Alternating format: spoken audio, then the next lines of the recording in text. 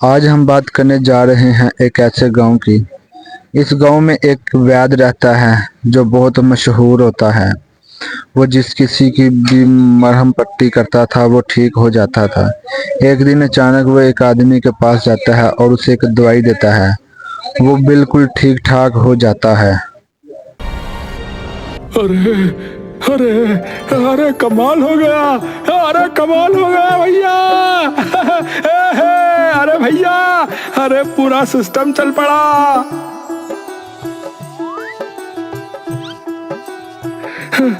अरे भाइयों, अरे थारे पैर पड़ू मैं। अरे भाइयों, तू तो भगवान है भाइयों।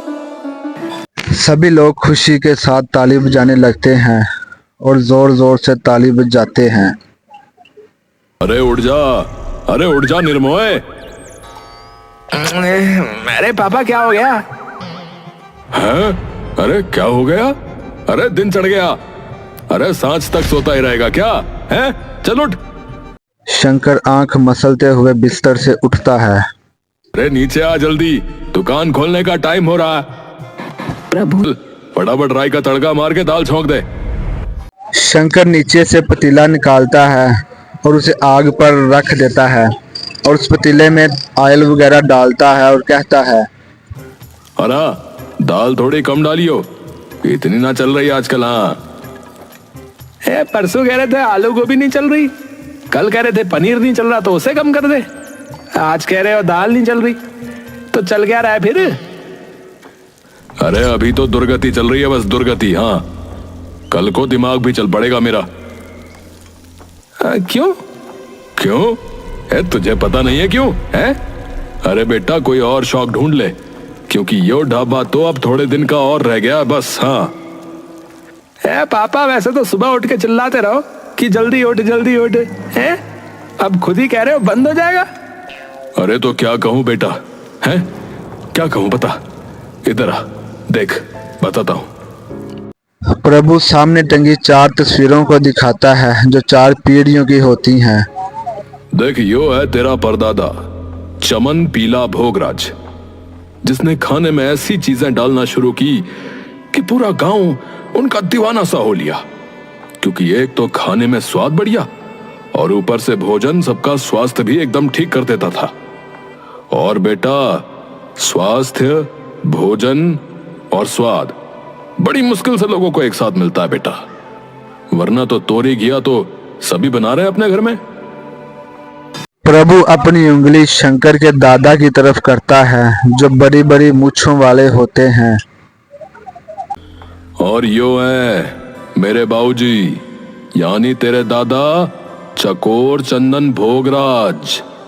जब सभी हमारे बड़े दादा के खाने को इतना मानने लगे ना, तो बाबूजी ने यह ढाबा खोला, भोगराज वैद्य ढाबा, जहां लोग खाना खाकर अपनी बीमारी का इलाज कराते थे बेटा। बाबूजी ने तो ऐसा कमाल कर दिया कि उनका दाल चूरमा खा के एक अपाहिज इंसान चल पड़ा भाई। नहीं यार पापा, ऐसे थोड़ी होता है, ऐसे कैसे हो सकता है? अरे मान नहीं रहा है? अरे तुझे पता है हमारे घर में कभी किसी औरत ने खाना नहीं बनाया, पता है तुझे? सिर्फ हमने बनाया है। तेरी माँ ने तो रसोई में झांक के भी नहीं देखा, बता रहा हूं। तभी अंदर से उसकी पत्नी आ जाती है और कहती है, बर्तन धोने और रसोई साफ करने तुम्हारी स्वर्गीय माँ नहीं आती थी? और ये कहकर वापस अंदर चली जाती है। ये क्या अलार्म सा बज पड़ा क्या एकदम से? क्या हुआ ये? अरे हाँ, तो मैं ये कह रहा था बेटा कि उस चमत्कार के बाद तो ढाबे पे लाइन लग गई। हाँ, लेकिन फिर आया मैं, प्रभु भोगराज, और बाबूजी भी चल बसे उस वक्त। और उसके बाद तो बचा ही कुछ ना। जब से मैंने बागडोर संभाली, तब से बेड़ा ही गर्क होता गया ढाबे का। अरे पापा, वही तो मेरा सवाल है हमेशा से कि ऐसा हुआ क्यों? वो क्या डालते थे ऐसा भाई खाने में, और आपको क्यों नहीं पता उस चीज के बारे में? बोलो। अरे बताया ही नहीं कभी, बस इतना पता है कि कोई खास सामग्री थी जो किसी जगह से लाते थे जाके। अब मैं वो चीज नहीं ला पाया और धंधा धीरे धीरे ठप हो गया। तो फिर इसे बंद करके क्या करोगे? अरे वो छोड़, तू जाके दाल छौंक दे जा। पुश्तैनी दुकान है पापा, ऐसे कैसे बंद कर सकते हो आप? अरे बेटा, पुश्तैनी हो चाहे कल खुली हो, बिना पैसों के कोई दुकान नहीं टिकती। शंकर चुपचाप दाल बनाकर बाहर चला जाता है और बोलता है कि है यार, यहाँ रहना तो मेरा दिमाग फाड़ देंगे ये। चलो रघु से ही मिलके आते हैं थोड़ी देर। शंकर अपने दोस्त से मिलने जाता है और देखता है कि रघु अपने दोस्तों के पास बैठा है। शंकर, शंकर दूर से हाथ उठाकर उसे सलाम करता है। क्या हाल है भाई के? बस सब बढ़िया। आज इतनी सुबह यहाँ कैसे भाई? अरे बस वही रोज की महागाथा यार। क्या हुआ है? फिर कुछ दिक्कत आ गई क्या ढाबे में? अरे यार, रोज का एक ही ड्रामा यार है। आज ये कम कर दे, आज वो कम कर दे, और आज तो कहते हैं कि कुछ और ढूंढ ले भाई। अरे जब खून में खाना बनाना है तो क्यों कुछ ढूंढूं है? तभी रघु का एक दोस्त शंकर से पूछने लगता है कि भाई शंकर, तुम्हारा खाना बनाना तुम्हारे खून में था है? मतलब? अरे पूरे गांव को पता है कि तुम्हारा ढाबा तभी तक चला जब तक तेरे दादा थे। तुझसे मतलब? और तुझसे बात की क्या? अरे सच ही बोल रहा हूं, मेरे पापा ने खूब कहानियां सुनाई हैं तेरे खानदान की। एक अच्छा भला चलता ढाबा तुमसे नहीं संभाला गया और अब मेरे पे चौड़ा होके दिखा रहा है। ढाबा चले ना चले, तेरी टांगे तोड़ गए, तुझे चलने के लायक नहीं छोड़ूंगा, बता रहा हूं। हाँ, शंकर इतना कह ही रहा था कि रघु के दोस्त को गुस्सा आ जाता है और वो दोनों आपस में लड़ने लगते हैं कि तभी रघु उनको छुड़ाने के लिए आगे बढ़ता है और उन्हें छुड़ाता है और फिर कहता है कि तुम दोनों का है फालतू की बात पे लड़ रहे हो। शंकर, तू घर जा, चल मैं आता हूं थोड़ी देर में तेरे पास। शंकर वहां से गुस्से से चला जाता है और जाकर चाय की दुकान पर बैठ जाता है। एक चाय कर देना भाई। जी भैया जी, अभी करता हूं। ठीक है।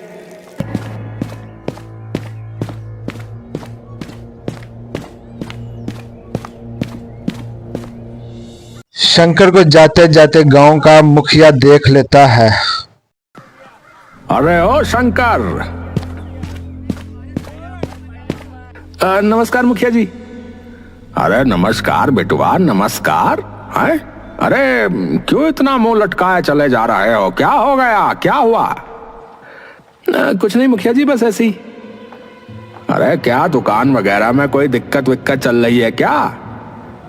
अब चल तो रही है मुखिया जी, आपको तो पता ही है दादा के जाने के बाद क्या हाल हुआ है। हाँ वो तो है। तुम्हारे दादा और परदादा तो जादूगर थे भैया। अरे गरीब तुम्हारे दादा को पता है क्या कहते? मुखिया शंकर को कहता है कि गांव वाले गरीब तुम्हारे दादा को मसीहा कहते थे और वो बहुत अच्छे और नेक ईमानदार जादूगर आदमी थे। उनके खाने से लोगों को काफी ज्यादा आराम आता था। वो लोग खाना खाकर सेहतयाब हो जाते थे। कौन से पैसे हैं? अरे तेरे दादा ने कभी अपनी दहलीज से किसी गरीब को उल्टा नहीं मोड़ा। हाँ, मुफ्त में अपना जादुई खाना उन्हें खिलाया। तेरे परदादा ने भले ही खूब सेवा करी गरीबों की, पर जब तेरे दादा थे ना, तो लोग कहते थे कि उन्होंने गांव के किसी गरीब को भूखा नहीं सोने दिया। कभी किसी गरीब की तबीयत खराब हुई तो उसे अपना खाना खिलाकर ठीक कर दिया। शंकर ये सारी बातें सुनकर चौंक जाता है और अपने दिल में सोचता है कि मेरे दादा इतने महान थे। वो ये कहकर अपने घर की तरफ चला जाता है और वो पूरे रास्ते ये सारी बातें सोचता चला जाता है और इसी तरह वो घर पहुंच जाता है। जब वो घर पहुंचता तो उसका वालिद उस पर चीखता है। अरे कहाँ मर जाता है? हैं? टिकता नहीं घर पे? जा जाकर आलू गोभी में तड़का मार, और हाँ, करछी अपने दादा वाली इस्तेमाल करियो। अरे आपको कितनी बार बोला है कि करछी पुरानी है, थोड़ी देर में ही गर्म हो जाती है। अरे तो कपड़ा ले लिया कर। हैं? तेरे परदादा और दादा ने उसी से खाना बनाया था हर बार। हाँ, आपने भी तो उसी से बनाया था।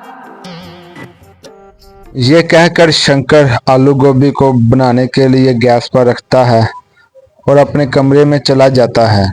शंकर जब अपने कमरे से वापस रसोई में आता है तो अचानक उसे एक आवाज आती है और वो बहुत परेशान हो जाता है और घबरा जाता है और अपने इर्द गिर्द देखने लगता है कि किसने आवाज दी है मुझे। नीचे देख लल्ला, नीचे। शंकर नीचे देखता है कि कढ़ाई के अंदर कड़छी खुद ब खुद सीधी खड़ी हुई है। घूर क्या रहा है लल्ला, मैं ही बोल रही हूँ। पर तुम बोल कैसे रही हो?